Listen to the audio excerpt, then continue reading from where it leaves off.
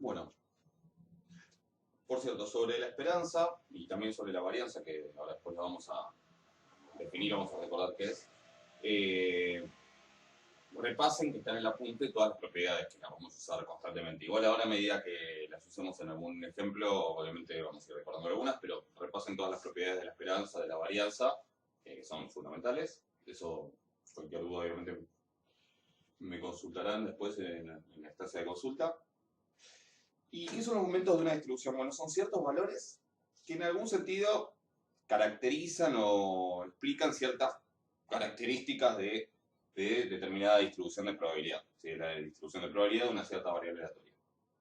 Y existen, en general, existen diferentes tipos de momentos que se definen y que tienen algún tipo de utilidad, pero en principio son números que dependen de la forma de la distribución. ¿Sí? Para tal distribución, esos números dan una cosa, para tal distribución dan otra, y conocerlos muchas veces se tiene alguna interpretación, otras veces no.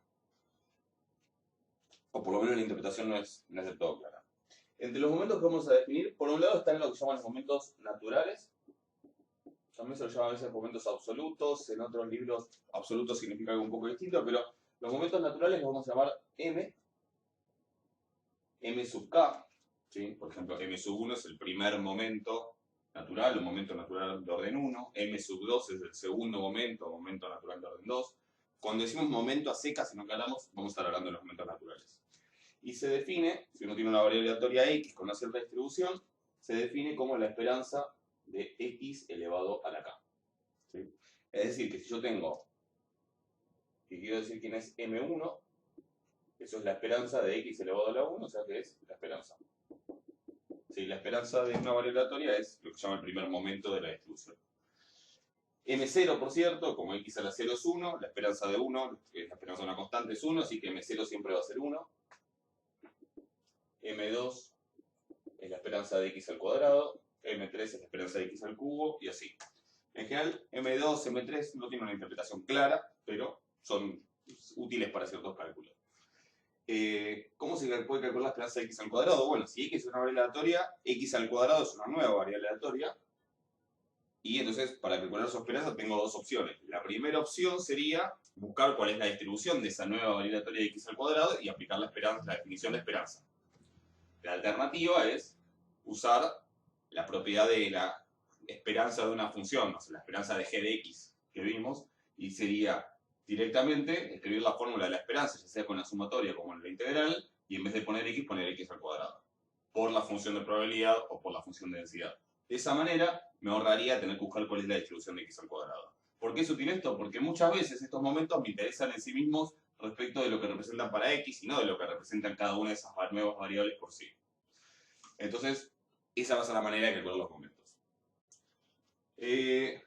Momento de orden 3, momento de orden 4, etc. Sería lo mismo. Después vamos a definir lo que se llaman los momentos centrados. Si uno tiene una esperanza bien definida y es finita, ¿sí? un valor, no sé si la esperanza de X, el momento de orden 1, el momento natural de orden 1 me da un número, básicamente los momentos centrados los vamos a llamar mu sub k, y son la esperanza de X menos el momento de orden 1, o sea, menos la esperanza, elevado a la k. O sea, ahora esta es la variable. Esto es una función de X de vuelta, ¿no? Por ejemplo, si es el momento de orden 3 y M1 es 5, esto será X menos 5 elevado al cubo, y le tomo la esperanza. ¿Sí? De los momentos de orden, de los momentos centrados es fácil ver que mu sub 0 es 1, que mu sub 1 es 0, lo dejo como ejercicio, pero chequenlo, es muy obvio, usando propiedades de la esperanza, que la esperanza de una suma es la suma de la esperanza de una resta es la resta de las esperanzas. Y mu sub 2, que es la esperanza entonces de x menos m1 o x menos la esperanza elevado al cuadrado, es por definición, ¿sí? Es la definición de, ¿qué cosa? Piensen un segundo si quieren, se acuerdan, pero bueno, es la definición de varianza de la variable aleatoria x. Esto, esperanza de x menos m1 al cuadrado o de x menos la esperanza de x al cuadrado, es la definición de varianza. ¿Sí? Uno puede tener un sub 3, si acá pongo un cubo, un sub 4 si tengo un cuarto. esos valores, mu sub 3 en general está relacionado con la simetría de la distribución, con si es simétrica o asimétrica, y mu sub 4 con lo que se suele llamar la kurtosis. Yo les recomiendo que todo esto lo lean también en el apunte con un poco más de detalle, pero en general no se usa en esos momentos porque, como para medir la simetría de la kurtosis, porque dependen de la escala. Es decir, si yo una variable la multiplico por 10, mu sub 3 se multiplica por 1000. Es decir, que si yo quisiera tomar ese mu sub 3 como una medida de la asimetría, el número en sí no me representaría nada, porque yo digo que la simetría sea 2. Piensen en lo siguiente, si yo paso de una media unidad de metros a centímetros, estoy multiplicando por 100. Entonces, si para una variable medida en metros la simetría es 2, para la misma variable medida en centímetros, la simetría se va a multiplicar por 100 al cubo, es decir, por 1.000.000. O sea que si para una variable medida en metros, el mu sub 3 es 2, medida en centímetros, mu sub 3, aunque la forma sea la misma, va a ser 2 millones. Entonces ese número por sí solo no me representa mucho. 2 millones no significa que la simetría sea grande o chica, tiene que ver con la escala de la variable. Para eso se definen los momentos estandarizados,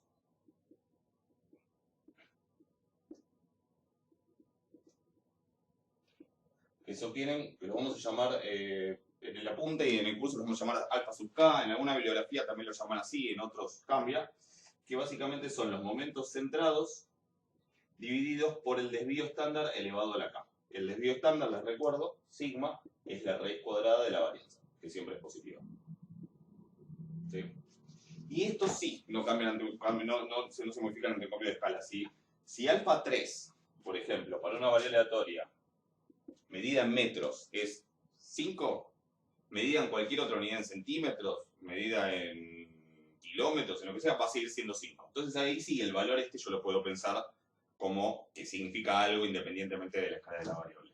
Alfa 3 es lo que se llama el coeficiente de asimetría de una variable. Sí, supongo que estas cosas las vieron, si no, igual, bueno, en la práctica que es sobre función general de momentos, hay algunas cosas para hacer sobre esto. Y alfa 4, que sería mu sub 4, o sea, esto, pero con la cuarta acá, dividido el desvío a la cuarta, o sea, esto elevado a la cuarta, es el coeficiente de kurtosis, que lo vamos a llamar C de X, ¿sí? Y me dice de alguna manera si la distribución tiene colas muy pesadas, que acumulan mucha probabilidad, o colas livianas y cortas, que acumulan poca probabilidad. Entonces, lean el apunte un poco más sobre esto, si tienen dudas después lo podemos charlar. Alfa 5, alfa 6, tiene sentido, se les puede dar algún sentido, pero son cada vez más difíciles de notar. Sí les recuerdo sobre el coeficiente de asimetría, alfa 3, que es 0 para las distribuciones simétricas, digamos, distribuciones con una forma así, por ejemplo, o con una forma, no sé, así. Y si la distribución es asimétrica, pero la cola está hacia la derecha, se dice que la simetría es positiva, justamente porque es el caso en el que alfa 3 da positivo, y si la cola está hacia la izquierda, se dice que la simetría es negativa, porque es el caso en el que alfa 3 es negativo. ¿Sí? Hay un tipo más de momentos que vamos a definir, porque los vamos a usar eventualmente, que es lo que llamamos momentos factoriales. Los momentos factoriales, no hay un término muy estándar en la bibliografía, pero bueno, en el apunte figuran como phi sub k, por phi como una f, digamos, de factorial, y se definen como la esperanza de x con esta k entre paréntesis, que les explico qué significa. Si alguien cursó análisis numérico, probablemente ya hablaron de que son estos x a la k. X a la k, x a la 1 con el paréntesis es x, x a la 2 con el paréntesis es x por x menos 1, x a la 3 con el paréntesis es x por x menos 1 por x menos 2. ¿Sí? Se llaman factoriales descendentes porque en cada paso le vamos restando 1. Y si tengo un 3, tengo 3 factores en total. Por eso va desde x hasta x menos 2, no hasta x menos 3. Si fuera x4 sería x por x menos 1 por x menos 2 por x menos 3. En total 4 factores. A la esperanza de estas expresiones se les llaman momentos factoriales Y se puede ver que, por ejemplo, si es x a la 0, en ese caso se toma como 1, ¿sí? Así que phi sub 0 es 1. Phi sub 1 es la esperanza de esto, así que es la esperanza de x. Phi sub 1 es la esperanza, que es lo mismo que m1. Y por cierto, uno puede entre todos estos momentos establecer relaciones. Por ejemplo, supongamos que yo quiero calcular mu sub 2. Mu sub 2, dijimos, es el momento centrado de orden 2, así que es la esperanza de x menos m1 al cuadrado. ¿Sí? Eso por definición es la varianza, de hecho. Normalmente cuando uno calcula la varianza uno no usa esta fórmula. Uno usa otra fórmula que suele ser más práctica en función de la información que solemos tener, que tiene en cuenta lo siguiente. Si yo desarrollo este cuadrado, tengo la esperanza de que, bueno, de x al cuadrado menos 2 por x por m1, o vamos a poner 2 por m1 por x, más m1 al cuadrado. Vamos a ponerlo acá. Más m1 al cuadrado. ¿Sí? Entonces ahora yo quiero hacer la esperanza de esta expresión. Tengo restas y sumas, puedo separar. Tengo la esperanza de esto, menos la esperanza de esto, más la esperanza de esto. Primera propiedad de la esperanza. Segunda propiedad, las constantes salen afuera de la esperanza, se están multiplicando.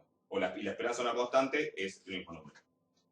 M1 es un número. Una vez que yo hice la esperanza de x y obtuve el momento de orden 1, eso da un valor numérico. Todos estos momentos son valores numéricos, no son variables aleatorias. Una vez que yo aplico la esperanza, eso me da un valor numérico. Así que me va a quedar la esperanza de x al cuadrado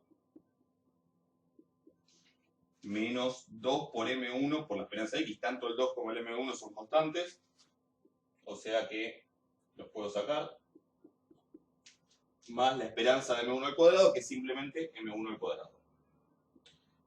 Y ahora, esperanza de x cuadrado por definición es m2, ¿sí? El momento natural de orden 2. Esperanza de x por definición es m1, el momento natural de orden 1. O sea que tengo menos 2 por m1 es menos 2 m1 al cuadrado, más m1 al cuadrado. Así que esto es m2 menos m1 al cuadrado. ¿Sí? Menos 2 más 1, menos 1. Entonces, esta es lo que yo suelo llamar, por ejemplo, la fórmula de cálculo de la varianza, ¿sí? Que me dice que la varianza de momento centrado de orden 2 se puede escribir como el momento natural de orden 2 menos el momento natural de orden 1 al cuadrado. ¿Sí? Como esto hay otras fórmulas, uno puede escribir mu sub 3 con un cubo acá, desarrollar el cubo y llegar a una expresión para mu sub 3 en términos de los momentos naturales de orden 1, 2 y 3, lo mismo para mu sub 4, etc. ¿Sí? Si quieren se los dejo como ejercicio. Lo mismo podría hacer, por ejemplo, con los momentos factoriales. ¿Sí? Yo podría ver que phi sub 2, ¿cómo relaciona phi sub 2 con los momentos naturales? Bueno, phi sub 2, que es la esperanza de x a las 2 con paréntesis, que sería x por x menos 1. Bueno, esto va a ser la esperanza, si desarrollo acá, la esperanza de x al cuadrado menos x. ¿Sí? Así que si aplico la esperanza con el menos, me queda la esperanza de x al cuadrado, que es m2, menos la esperanza de x, que es m1. Y eso me dice que si yo quiero calcular phi sub 2, es m2 menos m1. También, por ejemplo, usando que phi sub 1 es lo mismo que m1, que ya lo dijimos antes, podemos decir que phi sub 2 es m2 menos phi sub 1, porque m1 y phi sub 1 son lo mismo, así que yo puedo decir que m2 es phi sub 2 más phi sub 1. ¿Sí? Ahí tengo relacionado cómo calcular el momento de orden 2 si conozco los momentos factoriales, que después vamos a ver por qué son útiles los momentos factoriales. Bueno, porque son los que aparecen cuando uno trabaja con cierta herramienta que es la función generadora de probabilidad. Después, lo siguiente que vamos a hablar es sobre la función generadora de momentos y la función generadora de probabilidad, que son maneras de obtener estos números de una forma más o menos sistemática, además de que sirven para otras cosas, para probar ciertas propiedades. Pero cuando yo trabajo con la función generadora de momentos, lo que obtengo de una manera muy sistemática e inmediata son los momentos naturales, los m. Cuando trabajo con la función generadora de probabilidad, lo que obtengo son los factoriales, los phi. Por eso es importante saber pasar de unos a otros. Incluso, por ejemplo, puedo ver que si quiero calcular mu sub 2, que es la varianza, y lo que conozco son los momentos factoriales, lo que tengo que poner en vez de M1 es phi sub 1, y en vez de M2 tendría que poner phi sub 2 más phi sub 1 y obtengo una fórmula para la varianza en términos de momentos factoriales. Bueno, este juego lo puedo hacer para escribir a mu sub 5 en función de momentos factoriales o a phi sub 3 en función de momentos naturales o lo que sea. Digo, esto es como a modo de ejemplo y de paso para repasar un poco las propiedades de la esperanza. ¿Ok? Así que lo próximo de lo que vamos a hablar es entonces de qué es la función general de momentos, para qué sirve, sirve para varias cosas, ¿sí? Pero entre otras para generar los momentos naturales y qué propiedades tiene. Y después lo mismo sobre la función general de probabilidad. La función general de momentos la vamos a ver más o menos rápido porque es un tema ya visto en estadística 2. Vamos a ver más a modo de repaso. La función general de probabilidad, según el curso que hayan hecho de estadística 2, la pueden haber visto o no. Van a ver que tiene mucho en común con la función general de momentos, pero la vamos a estudiar con un poquito más de detalle. Bueno, ahora vamos a hablar entonces, repasar un poco sobre la función general de momentos. Esto seguramente lo tienen que haber visto en estadística 2. Así que vamos a ir rapidito. Vamos igual a ver algún ejemplo de para qué servía, para que entiendan también para qué lo vamos a usar. Pero para repasar un poco. Primero, ¿qué era la función general de momentos? Bueno, se definía como una función de una sola variable, ¿sí? Una variable en general la llamamos t. Y para calcularlo, o sea, la definición es que es la esperanza de e a la t por x, eso me da la función general de momentos de la variable aleatoria x. ¿Qué pasa?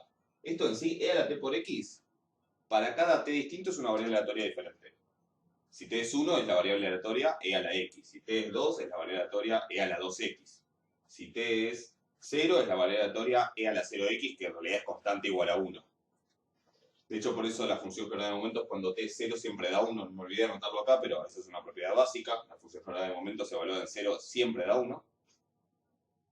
Y para cada t distinto, uno tendría que calcular esa esperanza. Eso se hace en forma general y se obtiene una función de t. Para cada t, esa esperanza da algo diferente. O sea que lo que uno tiene es una función de t. Y en realidad el dominio de esa función es el conjunto de los valores de t en los cuales esa esperanza da un número, porque ya dijimos que la esperanza puede dar un número, puede dar infinito, más infinito, menos infinito, o incluso puede dar indeterminado, puede no existir la esperanza.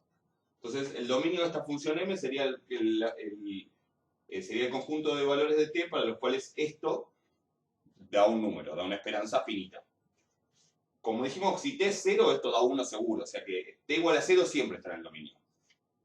Ahora, para que esta función sea útil, para que tenga las propiedades que necesitamos y básicamente para que nos sirva para algo, además de estar definida en t igual a 0, necesito que esté definida un poco a la izquierda y un poco a la derecha. O sea, que esté definida en un intervalo que contenga el 0 en el interior. O sea, un intervalo abierto que contenga el 0. O sea, un entorno de t igual a 0. O sea, si está definida desde menos infinito hasta 0 y ahí se termina el dominio, no me va a servir. Si está definida de 0 hasta 3, tampoco. Tiene que estar definida, por ejemplo, de menos 0,1 a 0,2. En ese caso me sirve. Me sirve en el sentido de que va a tener propiedades que no son útiles para lo que la vamos a usar. Por eso la definición de función generadora de momentos que yo voy a tomar, que ya voy a decir FGM para abreviar y no decir función generadora de momentos, la definición que yo voy a tomar para la FGM, que es la misma que está en el apunte, esto cambia según los libros. En algunos dicen, bueno, la FGM es esto, siempre está definida por lo menos en t igual a 0 y a veces en un conjunto más grande. La definición que vamos a tomar es que X tiene definida la función generada de momentos, la FGM, si el dominio es un conjunto que contiene un entorno del 0. ¿Sí? Si contiene solo del 0 algo hacia la derecha o solo del 0 algo hacia la izquierda, no. Vamos a decir que no existe la FGM de la variable X. O sea que hay variables, de hecho hay un ejemplo en el apunte, hay ejemplos de distribuciones en los cuales no va a haber una FGM. ¿Por qué hacemos esto? Bueno, porque después todas las propiedades útiles de la FGM funcionan cuando eso pasa. Entonces, en vez de que en cada teorema tener que decir si la FGM de X está definida en un entorno de t igual a 0, pasa tal cosa, directamente decimos la FGM tiene esta propiedad, entendiendo que si no está definida en un entorno de t igual a 0 esta función, directamente ni llamamos la FGM. Esa es una aclaración, digo, para dejar en claro que es el camino que yo elegí en el apunte, pero que en otra bibliografía puede ser diferente. Ahora, ¿qué propiedades tiene esta función? Bueno, la fundamental en realidad, la que le da el nombre, si uno quiere, es esta, ¿sí? Cuando la FGM está bien definida, es decir, cuando pasa esta condición, uno la tiene definida en el entorno del cero, esa función además es derivable alrededor del cero, una vez, dos veces, tres veces, depende de, básicamente, del tipo de distribución. Si las derivadas existen en cero, esas derivadas de esa función en cero me van dando los momentos. Por ejemplo, la función generadora de momentos sin derivar, cuando la evalúo en cero, me va a dar el momento de orden cero. El sin derivar sería como la derivada de orden cero, que es la no derivada. La función sin derivar en cero me da el momento de orden cero. Ya dijimos que tanto esto como esto son 1, o sea que está bien, eso tiene sentido. Si a la función generadora de momentos la derivo y la evalúo en cero, esa derivada me va a dar el momento natural de orden 1, o sea la esperanza. Si a la función generadora de momentos la derivo de vuelta y la evalúo en cero, esa segunda derivada del cero me va a dar el momento natural de orden 2, que ojo, en general no es la varianza, ¿sí? Ahora, entre este y este, m2 menos m1 al cuadrado sí me va a dar la varianza, el momento centrado de orden 2. Bueno, así podría seguir. Si existe la derivada, y en realidad el teorema es, si existe una derivada de cierto orden, en cero, entonces el momento correspondiente existe y ese es el mismo valor. Y si una distribución tiene momento de orden tanto, la derivada correspondiente de la función generada de momentos en cero existe y me da precisamente ese momento. O sea que ver hasta dónde es derivable me dice si existen estos momentos y también me dice, bueno, básicamente cuánto valen esos momentos. De ahí el nombre de función generadora de momentos. Mediante este procedimiento yo genero los momentos. ¿Sí? Otra propiedad que tiene la función generadora de momentos y que son útiles son que, por ejemplo, si yo quiero calcular la función generadora de momentos de la variable 5x, pero yo conozco la de x, hay una manera muy fácil de hacerlo. Si yo acá dijera 5 por x, bueno, sería la cuestión de agarrar la función generadora de momentos de x y evaluarla en 5t. Es decir, en cada lugar donde la función diga t, ponemos 5t. Ahora después vemos un ejemplo. Es decir, que si multiplico x por una constante, eso es equivalente a multiplicar a la variable t. La función generadora de momentos de una constante es e a la c por t. ¿Qué es esto? Las variables, las constantes, uno puede pensar que una constante es una variable aleatoria. Una variable aleatoria discreta, de hecho. Por ejemplo, ¿qué es el 3? Es una variable aleatoria cuyo rango tiene un solo elemento, el 3. ¿Y con qué probabilidad toma ese valor? 1. O sea que a las constantes las podemos pensar como variables aleatorias. Bueno, la función generada de momentos de una variable aleatoria constante, a veces se le llama también una variable aleatoria con distribución degenerada, sería e a la c por t. Y la función generada de momentos de una suma de variables, si son variables independientes, ahora aclaro bien qué significa variables independientes. Si son independientes, la función generadora de momentos de una suma es el producto de las correspondientes funciones generadoras. O sea que si yo conozco la FGM de x y la de y, y son independientes, también puedo calcular la FGM de x más y multiplicando las correspondientes funciones. ¿Estamos de acuerdo? Ahora, ¿qué significa? Aclaramos un minuto qué significa que x e y sean independientes. Porque uno dice, no, ya hablamos de independencia. De hecho, lo dije hoy en la nota del principio de hoy, lo repetí porque me lo había salteado en la clase anterior. No, nosotros hablamos de sucesos independientes, de eventos independientes. ¿Qué significa que el evento aleatorio A y el evento aleatorio B sean independientes? Ahora, ¿qué significa que dos variables aleatorias sean independientes? Es un poco distinto. Pero básicamente se relaciona con la independencia de eventos, la independencia de sucesos aleatorios. Básicamente, decimos que x e y son independientes si pasa lo siguiente. Yo me armo cualquier evento, cualquier suceso aleatorio en términos de x. Por ejemplo, x menor a 5, x mayor a 3, x entre 5 y 8, x perteneciente a los racionales. O sea, en general lo puedo pensar como x perteneciente a algún conjunto de los números reales. En realidad un boreliano, pero bueno, algún subconjunto de los reales. O sea, x cae en tal lado, x es una variable aleatoria, esto es un evento, esto es un suceso aleatorio. Y me armo otro evento con y, que puede ser, no sé, x menor a 5, esto sería como acá poner menos infinito a 5, y mayor a 8, sería como poner, pertenece al conjunto de 8 más infinito. O sea, x pertenece a algo, y pertenece a otra cosa, ¿sí? Bueno, yo voy a decir que x e y son independientes si ponga quien ponga en estos conjuntos de números reales, estos dos eventos, estos dos sucesos aleatorios o eventos, son independientes. O sea, la noción de variables independientes se relaciona con la de sucesos independientes, pero es otra cosa. ¿Pero qué me dice esto? Cuando yo digo X e Y son independientes, yo sé que si pregunto cuál es la probabilidad de que, o sea, yo sé que si analizo el evento X mayor a 8 e Y menor a 5, puedo decir que esos dos eventos son independientes. Para que quede más claro. Porque me interesa hacer la distinción. Supongamos que uno sabe, que por algún motivo uno sabe que probabilidad de X igual a 3 es 0,2. Y que la probabilidad de Y menor o igual a 7 es 0,4. ¿Sí? Entonces, y supongamos que quiero calcular la probabilidad de que X sea igual a 3 y que al mismo tiempo Y sea menor o igual a 7. O sea, quiero calcular la probabilidad conjunta de estos dos eventos. ¿Cómo hago eso? Bueno, si yo no tengo más información, no puedo hacer nada, a menos que conozca lo que se llama la distribución conjunta de X e Y, que es algo que vamos a ver en una de las próximas clases de repaso, como que no lo voy a tomar como repaso, porque en realidad tal vez no lo vieron en estadística 2, tal vez sí, pero es uno de lo que vamos a ver en las próximas clases. Pero si yo llego a saber, si a mí me llegan a decir el dato de que X e Y son independientes, si yo llego a tener, además de estos dos datos, ¿qué quiere decir que X e Y son independientes? Bueno, en particular, quiere decir que el evento X igual a 3 y el evento Y menor o igual a 7 son sucesos o eventos independientes. Y si son sucesos independientes, ¿cómo puedo calcular su probabilidad conjunta? Piénsenlo un segundo, pongan pausa si quieren. Si no, seguimos. Pero lo acabo de decir, lo recordamos hace un rato. Si esto es un suceso independiente de este, la probabilidad conjunta de los dos, ¿sí? La probabilidad de que pase uno y el otro, que es lo mismo como si pusieran la intersección, es simplemente el producto de los dos. O sea que va a ser la probabilidad de X igual a 3, que es 0,2, por la probabilidad de Y menor o igual a 7, que es 0,4. ¿Se entiende?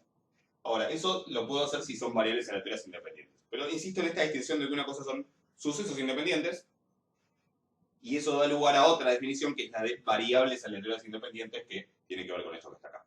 Si quieren la definición bien precisa, está escrita en la punta. ¿Ok? Vamos a hablar un poquito más de unas propiedades importantes de la función generadora de momentos. Bueno, voy a mencionar lo que se llama el teorema de inversión, ¿sí? Que es algo con lo que yo me he explicado siempre, que existe un montón, parece una pavada, pero en realidad es una de las cosas que hacen que la función generadora de momentos sea realmente útil. ¿Sí? Probablemente sin esto no tendría mucho interés la función generadora de momentos. Obviamente yo sé que si tomo dos variables con la misma distribución, voy a llegar a la misma función generadora de momentos. ¿Por qué? Básicamente porque uno, para calcular la FGM, dijimos que la cuenta que hay que hacer para calcular la función generadora de momentos de X es la esperanza de E a la T por X. ¿Cómo se hace esa cuenta? Bueno, supongamos que F fuera absolutamente continua, y X fuera absolutamente continua y tiene una densidad Fx, ¿no? Bueno, lo que yo tengo que hacer, si yo tuviera la esperanza de X, haría la integral de X por la densidad. Si quisiera, desde menos infinito hasta más infinito, eso si quisiera la esperanza de X, es lo que vimos, antes. Ahora, si yo quiero la esperanza de otra cosa, de X cuadrado, acá pongo X cuadrado, la esperanza de el logaritmo natural de X, acá pongo el logaritmo de X. Si quiero la esperanza de E a la T por X, donde T es un número, ¿sí? Acá voy a poner la integral de E a la T por X por la densidad, ¿sí? Esa es la cuenta que tengo que hacer. Entonces, si X tiene distribución de Poisson, perdón, de distribución dije que era una continua, así que pongamos la distribución normal, 0, 1, por decir algo. ¿Qué voy a escribir acá? La función de densidad de una distribución normal 0, 1. Si ahora tengo otra variable Y, que tiene también distribución normal 0, 1, ¿qué cuenta voy a hacer? Exactamente la misma, porque acá voy a poner la función de densidad de una variable normal 0, 1. Obvio, si se me ocurrió llamarle I minúscula a la variable de la función, bueno, acá también tengo que poner una I minúscula, eso seguro, pero la cuenta, y acá tengo que poner diferencial I, pero la cuenta es exactamente la misma. Si la densidad es la misma, la cuenta da lo mismo, la FGM da igual. O sea que uno mira la definición y es inmediato, es obvio que dos variables aleatorias distintas, pero con la misma distribución, tienen que tener la misma FGM. Ahora, no es obvio lo contrario.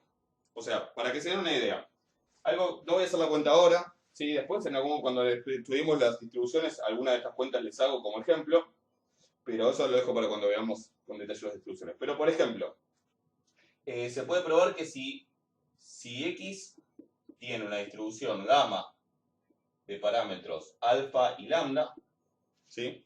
Después voy a hablar un poquito más sobre la distribución gamma y sobre cómo se puede parametrizar.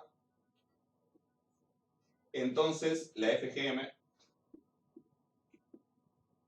es lambda sobre lambda menos t elevado a la alfa, y eso está definido para los valores de t menores que lambda. ¿Sí? Para esos valores da finito. Que está bien, porque como lambda es un parámetro positivo, esto quiere decir que el dominio de la FGM es desde menos infinito hasta un número positivo, o sea que supera el cero, contiene un entorno del cero, está bien, va a funcionar la FGM. Entonces, ¿qué pasa? Yo sé que si ahora agarro una variable i, que también tiene distribución gamma, alfa, lambda, me va a dar de vuelta la misma FGM porque voy a estar haciendo la misma cuenta. Ahora, ¿hay alguien que me asegure que si yo acá pongo una densidad de una distribución que no es gamma, alfa, lambda, que es otra cosa, o incluso tomo una discreta y en vez de hacer esto lo hago con una sumatoria, ¿hay alguien que me asegure que para otra distribución no voy a llegar a la misma FGM? Eso no es obvio. Piense que la cuenta es bastante rebuscada. No es del todo obvio que si yo acá pongo otra distribución no puedo llegar a obtener la misma respuesta. Pero sí hay alguien que me lo asegura. Lo que me lo asegura es este teorema que no es tan obvio, que no es tan fácil de probar. No lo voy a demostrar de hecho. Pero hay un teorema que me dice no. Si con una gamma, alfa, lambda, llegas a esto, con cualquier otra distribución vas a llegar a algo diferente a esto. ¿Eso qué me dice a su vez? Que yo puedo ir para atrás. Yo puedo decir, ok, si X tiene esta distribución, esta es la FGM. Pero si el dato que yo conozco de X es que esta es la FGM, ¿qué puedo afirmar? Bueno, lo que puedo afirmar es que la distribución es gamma alfa lambda. Es decir, yo no solamente sé que para cada distribución para tal distribución tengo tal función generadora de momento, sino que conocer la función generadora de momento de una variable me puede ayudar a identificar cuál es la distribución de esa variable. De hecho, en general hay unas cuentas que se puede hacer para a partir de esto recuperar la distribución y darse cuenta cuál es. No vamos a usar eso en general, es una cuenta bastante rebuscada, pero sí lo que vamos a tener es un catálogo de distribuciones y sus funciones generadas de momentos. De hecho, esto lo hicieron en Estadística 2, y entonces uno va a saber que cada vez que me encuentre con algo de esta forma, es porque la distribución de la variable es una distribución gamma. ¿Se entiende la idea? Este teorema es importantísimo porque no es obvio que de dos distribuciones distintas no puedo llegar a la misma FGM. Es cierto porque está probado, y eso me lo prueba este teorema que se llama teorema de inversión. Se llama inversión justamente porque me permite invertir la situación, me permite volver atrás, en vez de ir de distribuciones a funciones generadoras, ir de funciones generadoras a distribuciones. ¿Y por qué es tan útil la función generadora de momento? Bueno, porque hay un montón de cosas que son más fáciles de hacer en el mundo de las funciones generadoras que en el mundo de las distribuciones. Entonces hay ciertas cosas que yo quiero probar, y si yo tuviera que decir, bueno, cuando hago esto con tales distribuciones, obtengo esta otra distribución, tal vez hacerlo en ese mundo es complicado, en ese lugar. Ahora, a lo mejor no es tan difícil decir, bueno, tengo estas distribuciones que tienen estas funciones generadoras, hago la misma operación, pero en el mundo de las funciones generadoras, y ahora quiero volver atrás y ver cuál es la distribución que me queda. Ese paso de volver atrás lo puedo hacer por el teorema de inversión. Y si no tuviera el teorema de inversión, no podría volver atrás y básicamente no podría hacer todo ese procedimiento. Si ahora les muestro un ejemplo, pero esa es la parte realmente útil. ¿Estamos de acuerdo? Ya que estamos con las funciones generadoras de la distribución gamma, la dejo anotada acá. Vamos a hacer este ejercicio. Si X e Y son independientes, esto es un ejemplo, ¿sí? Si X e Y son independientes, X tiene distribución gamma,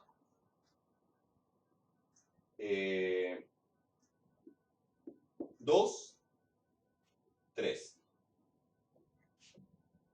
Y tiene distribución gamma, 1, 6.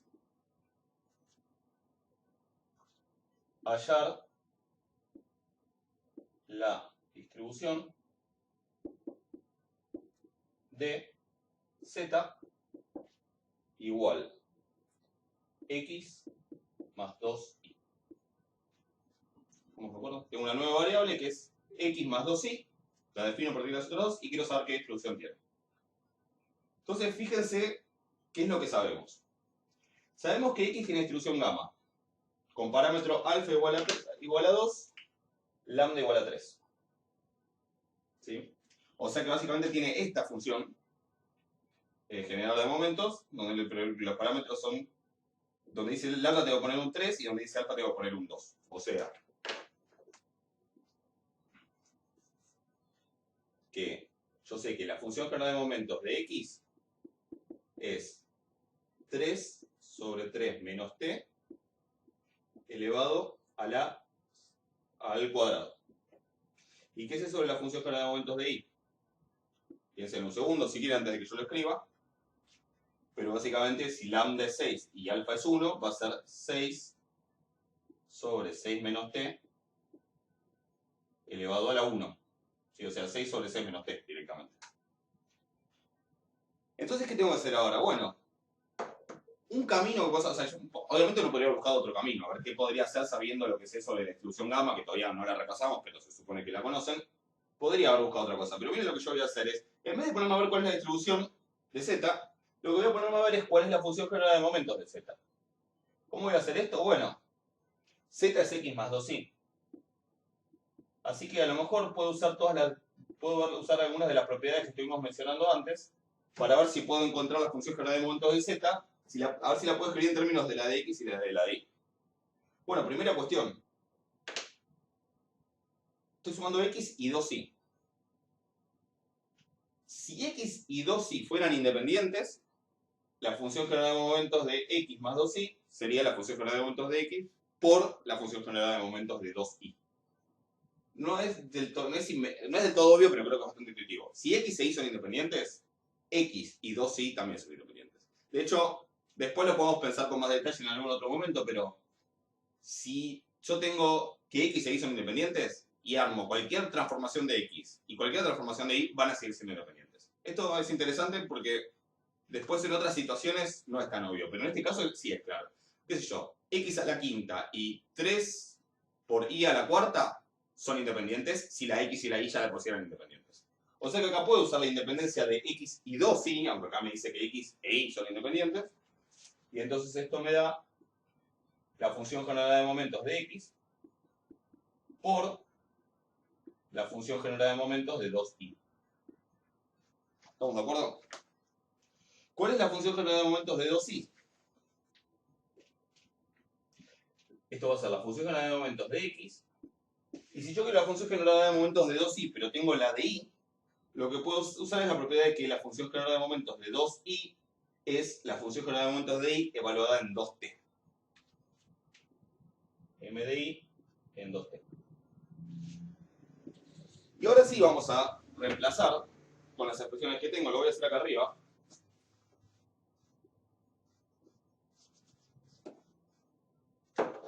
Estamos buscando, recordemos, la función generada de momentos de z. Bueno, esto me dice que es la de x, que la tengo acá, 3 sobre 3 menos t al cuadrado, por la de y, que es 6 sobre 6 menos t, a la primera, o sea, directamente 6 sobre 6 menos t, pero evaluada en 2t. Es decir, que donde dice t yo tengo que poner 2t. Esto es 6 sobre 6 menos 2t.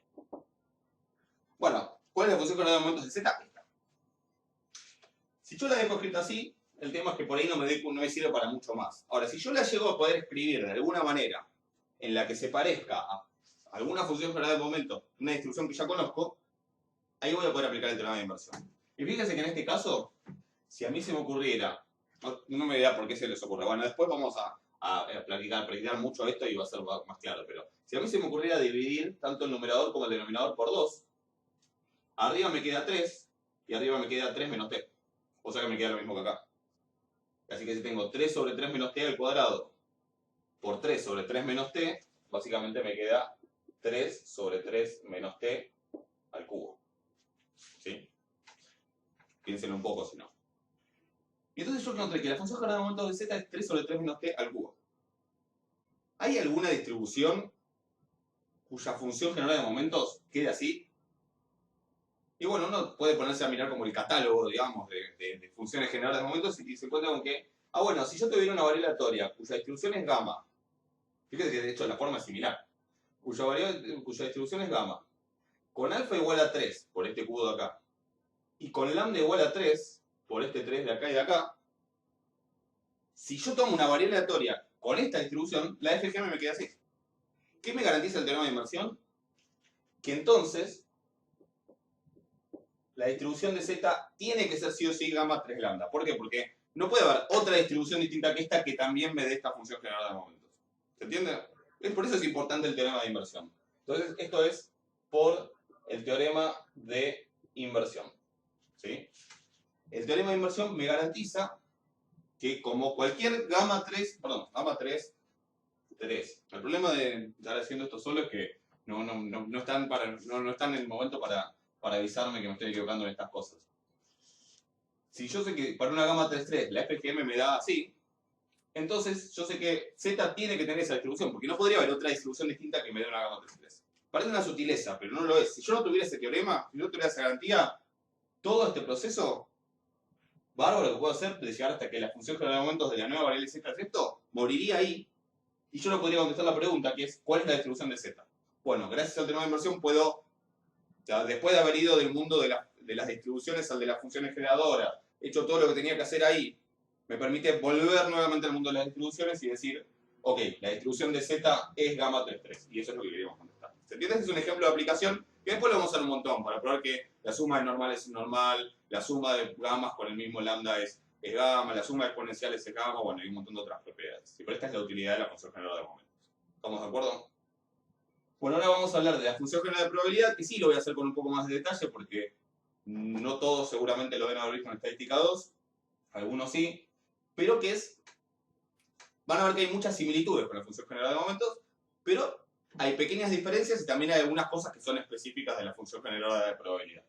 Así que ahora vamos a seguir con eso. Bueno, ¿qué es la función general de probabilidad? Bueno, tiene una definición que no es muy distinta a la de la FGM, ¿sí? Acá le vamos a decir FGP para abreviar.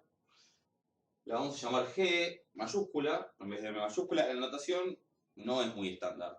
Si uno va a la bibliografía, yo te lo saqué de alguno, ya no me acuerdo de dónde, así como va a aparecer en el apunte, pero si van a otra bibliografía, tranquilamente se pueden encontrar con otra notación. Acá en el curso la vamos a llamar G mayúscula. A la FGP de X la vamos a llamar G mayúscula sub X.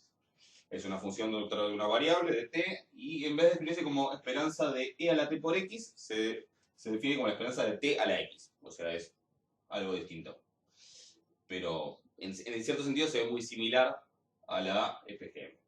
Sin embargo, es un poco más restrictiva la definición porque solamente se define para variables discretas y para ciertas variables discretas. O sea, si la distribución es normal, gamma, exponencial, cualquier continua, no vamos a hablar de la FGP, no va a estar definida en ese caso. Tienes una variable discreta y tienes una variable discreta que tome valores naturales o el 0. La n, normalmente en matemática la n representa los números naturales empezando desde el 1 y cuando no quiero empezar desde el 0 se agrega el 0 chiquitito y abajo en la notación. ¿Sí? Pero bueno, puede ser naturales refiriéndome a del 0 en adelante. O sea, el rango tiene que ser que empiece en 0. Por ejemplo, la distribución de Poisson tiene el rango es exactamente 0, 1, 2, 3, 4 hasta infinito. ¿Sí? O sea que la de Poisson podría ser. En una binomial, el rango son valores enteros desde 0 hasta n. Por ejemplo, si una binomial con n igual a 10 va 0, 1, 2, 3 hasta 10. ¿Sí? Una distribución geométrica, como la vamos a definir después en el curso, va a ir desde 1 en adelante, o sea que también podría ser. Pero si fuera una discreta, como la del ejemplo del otro día, que tomaba creo que valores -1, 0, 1 y no sé, 3,2, algo por el estilo, que era lo que era, para esa no podríamos definir la función generadora de probabilidad. O sea, tiene que tomar valores enteros mayores o iguales a 0. Valores naturales.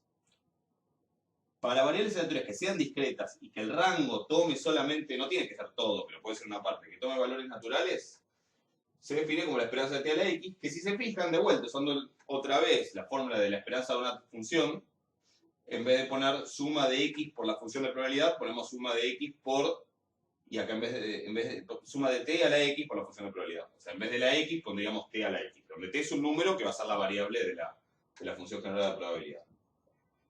Y fíjense que yo puse que la suma va desde 0 hasta infinito siguiendo esto, pero obviamente si el rango fuera más chico, si el rango fuera, qué sé yo, 0, 1 y 2 nada más, uno diría, no, habría que sumar 0, 1 y 2, es verdad. Pero esta manera de escribirlo es general, porque si el rango es 0, 1 y 2, nada más, uno lo que puede suponer es que, por ejemplo, la probabilidad de que x sea igual a 3, o 4, o 5, es 0. Es verdad que yo dije que el dominio de esta función es el rango, pero uno lo podría pensar como que está definido en otro número, simplemente que, bueno, la probabilidad de que x valga 3 es 0, la probabilidad de que x valga 4 es 0, o sea que en realidad todos los términos se hacen 0 cuando el valor de x no es un valor del rango. O sea que podemos escribirlo así en forma general sin ninguna pérdida de generalidad. Ahora, ¿para qué sirve la FGP? Bueno, en algún sentido tiene muchas cosas que son muy similares a la FGM. ¿Sí? Una cosa que es muy fácil, que ahora la vamos a ver, pero que es muy fácil de ver, es que vale también el teorema de inversión. Si yo tengo la misma distribución discreta con rango en los naturales, la FGP va a dar lo mismo, pero si yo tengo dos variables con la misma FGP es porque tienen la misma distribución. O sea, también a partir de la FGP puedo identificar la distribución como la FGM. Ahora después va a quedar claro por qué es eso. Va a ser una consecuencia de una fórmula que vamos a ver ahora. Y también tiene algunas propiedades como que la función generada de probabilidad de una constante, bueno, ahora es t a la n, si la constante es n. Ojo, la constante acá tiene que ser natural, porque justamente tiene que ser una variable discreta, entre comillas, variable aleatoria entre comillas, ¿no? Porque es constante en realidad, pero tiene que ser discreta, natural. O sea, no podría ser la FGP de 5,8. La FGP puede ser de 4, la FGP de 5, bueno, t a la quinta, t a la cuarta, bueno, al revés. Si yo tengo una constante natural también, ¿no? Y tengo la FGP de x y quiero la de n por x, ahora en vez de entrar multiplicando al lado de la t, entra elevado a la n. Todo eso se prueba muy fácil con la definición. Se los dejo como ejercicio. No me acuerdo si en la punta alguna de estas está probada, puede ser, pero es un ejercicio muy simple. Y la FGP de una suma, acá me falta aclarar, si x e y son independientes, si no, no. Si x y y son independientes, la FGP de la suma es el producto de las FGP. ¿Sí? Eso también. Fíjense que si yo acá pongo x más y, puedo escribirlo como t a la x por t a la y, y la esperanza de un producto de variables independientes es el producto de las esperanzas, así que lo puedo separar en dos y me quedan las FGP. Traten de escribirlo, si no después en la clase de consulta me preguntan y lo hacemos, pero es muy inmediato. Se prueba exactamente de la misma manera que se prueba la propiedad análoga de las FGM. Hay muchas más propiedades que vamos a ir viendo. Hoy vamos a ver lo básico de la FGP. Después en la próxima clase vamos a ver las cosas que son un poco más distintas, ¿sí? De la FGM.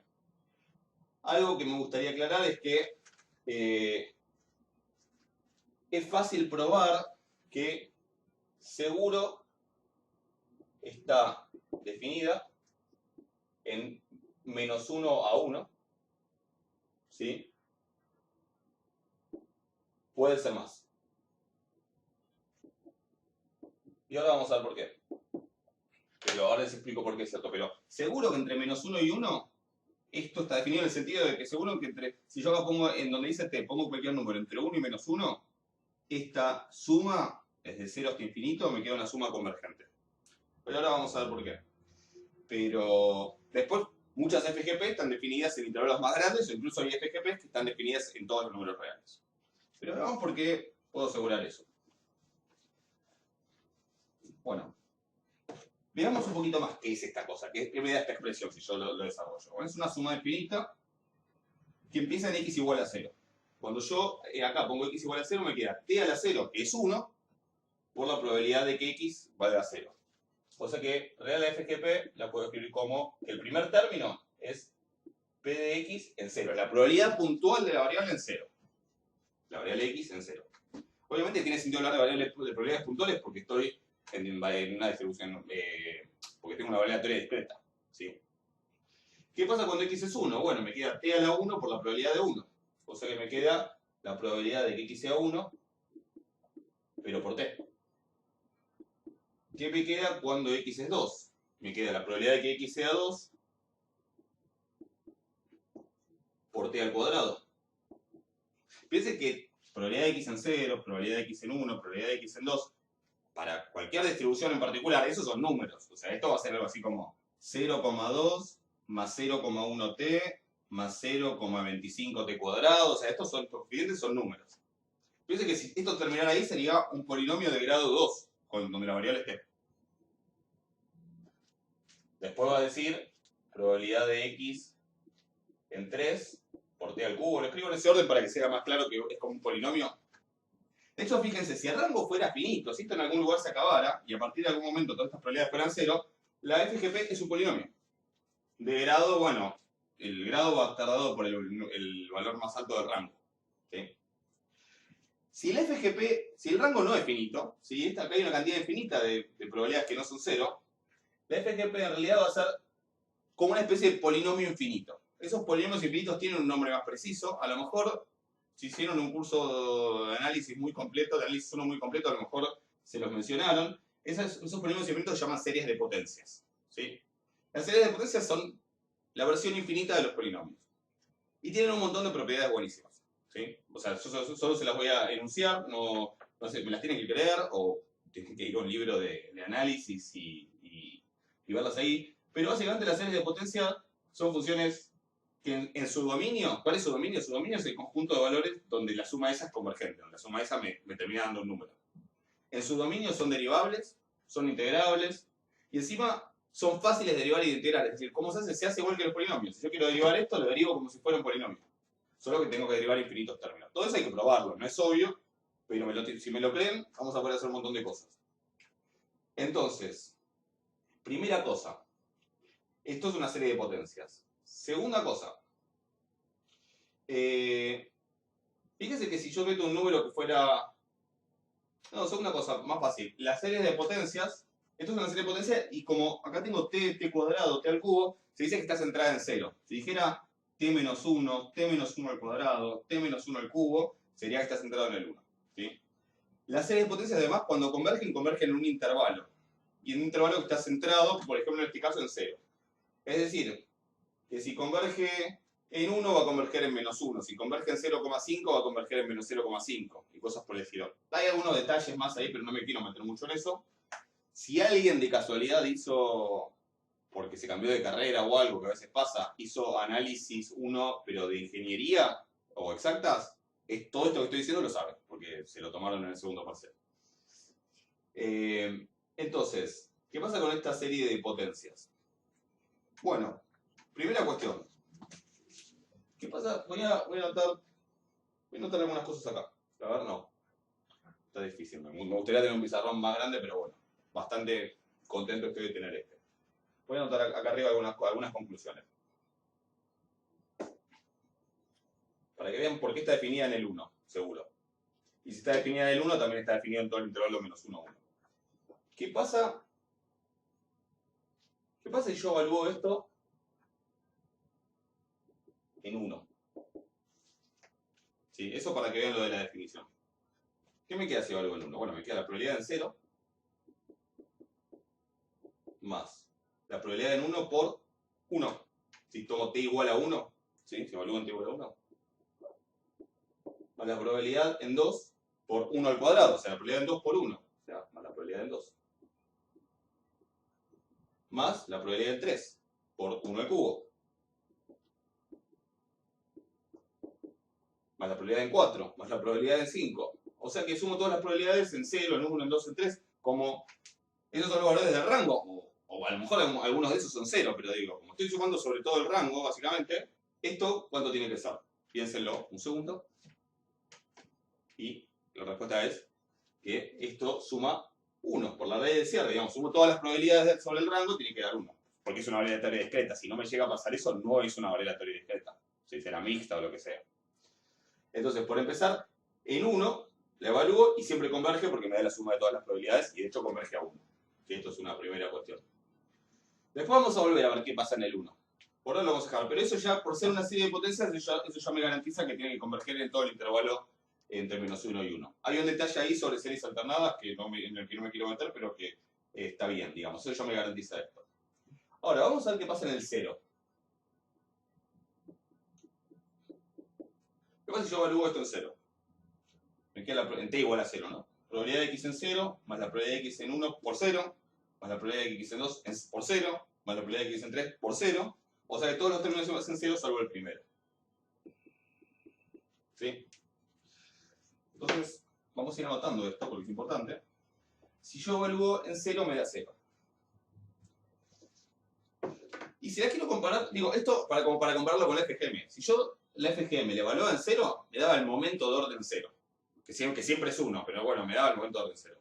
Si yo la FGP le evalúo en 0, me da la probabilidad en 0, no el momento de orden 0. O sea, ya es algo diferente. ¿Qué pasará con las derivadas en 0? ¿Se acuerdan? La FGM me daba M1, M2, M3. Vamos a ver qué pasa acá. ¿Cómo hago la derivada en 0? Bueno, primero tengo que hacer la derivada en general y después evaluar. ¿Cómo es la derivada de esta función? Bueno, si me creen lo que les dije, que las series de potencias se derivan como si fueran polinomios, pero infinitos, este término que es constante, derivo término a término. Este término que es constante se va. Este término, si lo derivo, la derivada respecto de t acá, es una constante por t, me queda solo la constante, me queda la probabilidad en 1. Este término, si lo derivo, me queda 2 por la probabilidad en 2 por t.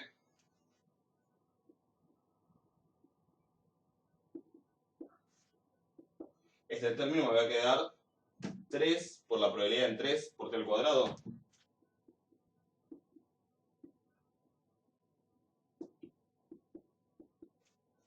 Y así vamos a seguir. Después, bueno, como seguramente va a decir probabilidad de 4 por t a la cuarta, va a decir 4 por la probabilidad en 4 por t al cubo. Si quieren lo escribo como para que lo tengamos.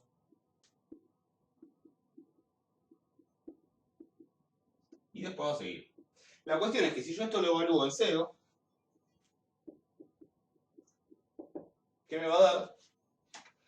Bueno, si evalúo en 0 la derivada, este término queda y todos los dos términos de vuelta se van cuando tomo t igual a 0. Así que me va a dar la probabilidad de 1. Uno ya empezaría a pensar que esto, cuando evalúo en 0 las sucesivas derivadas, me va a dar la probabilidad en 2, en 3, en 4. Y la respuesta es casi. ¿Sí? Pero no del todo. ¿Por qué? Porque fíjense qué pasa cuando derivo una vez más. Y después lo voy a generalizar y lo pueden ver en el apunte o dejo como ejercicio que lo prueben. Yo, de hecho, en los ejercicios, en este caso, y lo dejo como consejo, digo, cuando les digo se lo dejo como ejercicio, si quieren pongan pausa y se ponen a analizarlo, si prefieren. No hace falta que lo vean de corrido el video, de hecho, me imagino que debe ser bastante aburrido verlo de corrido. Si ya de por sí es aburrido es estar 1 hora y media, 2 horas en un aula, estar sentado mirándolo, no creo que nadie sea capaz de mirarlo de corrido. Otra cosa, a partir de este video voy a tratar de subirlos cortados como se habrán dado cuenta, cortados en partes, porque es mucho más cómodo para subir y seguramente también es un poco más cómodo para ver. Algo más quería decir, pero... no, bueno, que empiecen a hacer ejercicios, que envíen consultas, yo las tengo, aunque no las pude contestar.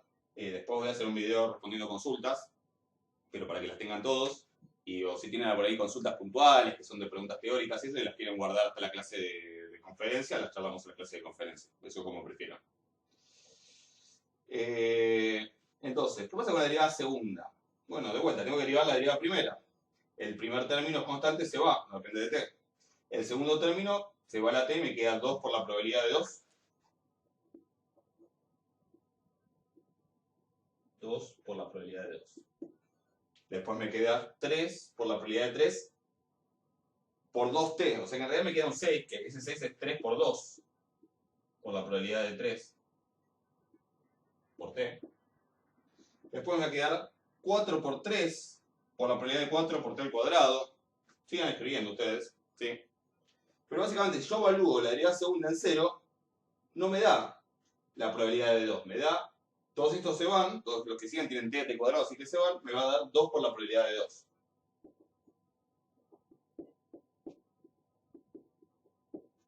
¿Estamos de acuerdo? ¿Qué va a pasar con la que sigue? Bueno, la derivada que sigue, el único término que va a importar en el fondo es que este se va a ir, este me va a quedar 6 por la probabilidad de 3, y después los dos términos van a tener t y se van a ir. Me va a dar 6 por la probabilidad de 3. Ese 6, en realidad es el factorial de 3. Si se fijan, yo acá de hecho no lo escribí, pero cuando yo derivé, acá hay un 1 que aparece, acá habría como un 1, un 2, un 3, acá hay un 1 por 2, acá hay un 3, acá hay un, digamos, un 2 por 1, un 3 por 2, un 4 por 3. Cuando uno va derivando, siempre baja un exponente y ese exponente se va agregando a lo que ya estaba. Entonces, en el que sigue va a decir 6 por la probabilidad de 3. ¿Por qué? Porque ese 6 es un 3 factorial. Y el que sigue va a decir 24. Se van a ir acumulando esos exponentes por la probabilidad de 4. ¿Sí? O sea que en general, este 2 de acá atrás es un 2 factorial, acá hay un 1 factorial. Acá no está, pero si quieren hay un 0 factorial, que es un 1. La fórmula que vale en general es que la derivada de orden k de la función generadora de probabilidad en 0 me da k factorial por la probabilidad de k. ¿Sí? O para escribirlo más, primero que se lea mejor y más práctico, que funcione mejor la fórmula, si yo quiero, a ver si se me viene esto abajo, no. Si yo quiero encontrar la probabilidad en k, la probabilidad de que x valga k, la probabilidad puntual en k, la puedo calcular como la derivada de orden k en 0 sobre k factorial. ¿Estamos de acuerdo? Y eso es lo que le da el nombre a la función generadora de probabilidad. ¿Sí? Es una función que al derivar en 0, en vez de obtener los sucesivos momentos, obtengo las sucesivas probabilidades. Multiplicadas por un número, pero salvo por ese detalle, lo que me aparece al derivar en 0 son las probabilidades y no los momentos de la distribución. ¿Sí? Esto también muestra muy claro que la función de probabilidad aparece a medida, digamos, si yo tengo la misma función generadora de probabilidad, voy a tener la misma función de probabilidad. O sea que la distribución no puede obtener dos probabilidades distintas con la misma función generadora de probabilidad. Y eso sería, en este caso, una prueba muy simple para lo que sería el teorema de inversión por las funciones generadoras de probabilidad. No lo voy a anotar acá, está en el apunte, pero lo que quede claro, también puedo identificar distribuciones por la función generadora de probabilidad. ¿Sí? De hecho, una última propiedad, para relacionarlo con la FGM, si bien no todas las variables aleatorias van a tener FGP porque tienen que ser discretas, con un rango determinado. Si es el caso ese, fíjense que yo puedo pensar lo siguiente. La FGM es la esperanza de E a la T por X. Y eso lo puedo escribir como la esperanza de E a la T elevado a la X. ¿Sí? ¿Por qué? Por la propiedad de potencia de potencia. Ahora, es como si esto fuera la T, lo que está entre paréntesis, yo lo que tendría es la FGP. O sea que en realidad la función general de momentos es igual a la función general de probabilidad, pero como sustituyendo en lugar de T, E a la T. Es decir, como componiendo con E a la T. ¿Sí? Si yo agarro la FGP de una variable aleatoria cualquiera y pongo E a la T, eso me va a dar la FGM. Es decir, si conozco el FGP, es inmediato conocer la FGM. ¿Sí? Y al revés, si yo conozco la FGM, es muy fácil calcular la FGP tomando en vez de E a la T, la inversa, que es el logaritmo. Eso se los dejo para que lo analicen. ¿Sí? Si yo sé, por ejemplo, que la función generadora de momentos de una Poisson es esta cosa, meto el logaritmo natural de T y eso me da la FGP. ¿Sí? Después, cuando estudiemos las distribuciones, vamos a anotar las dos, la FGM y la FGP, pero van a ver que en realidad no, con conocer una me va a alcanzar, obviamente las dos, o para cuando haya las dos, ¿no? Pero con conocer una me va a alcanzar porque puedo pasar siempre de una a la otra siguiendo esta expresión. ¿Sí? Bueno, con eso por hoy estamos. En la próxima clase vamos a ver otras propiedades de la función general de probabilidad que son ya un poco que hay algunas. Vamos a ver qué les pasa cuando en vez de trabajar en el 0 trabajo en el 1. Sí, que es interesante porque ahí sí aparecen momentos. Y vamos a ver otra propiedad que nos va a ser muy útil para analizar ciertos procesos estocásticos un poco más complicados más adelante. Y después vamos a ver otras funciones y bueno, seguiremos con otros temas. Así que por hoy es todo.